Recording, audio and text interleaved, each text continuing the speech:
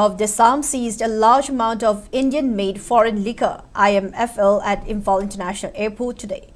The IMFL was reportedly carried in the luggage of 18 passengers on Indigo flight 6E6211. Later, a team from the Singjamai police station confiscated the liquor to take further necessary legal action. It is worth mentioning that the Manipur government lifted the liquor ban in December 2023 after a period of around 30 years. The government now allows the sale of liquor in district headquarters, Greater Imphal, tourist spots and registered hotels with fewer than 20 beds. Imphal International Airport tani aikoina illegal oiba foreign liquor khara puthore pau phangmadagi akoi mafam sida lakchabani hauji puthora mi se akoi gi mi amana akoi luggage tare nipan hena puthore akoi mi tara hena thengnare hairi se luggage humfu gi mathakta akoi foreign liquor se akoi aina yada mongda illegal oiba mongda hairi mafam masida puthore masi aikoina akang pau khara phangmadagi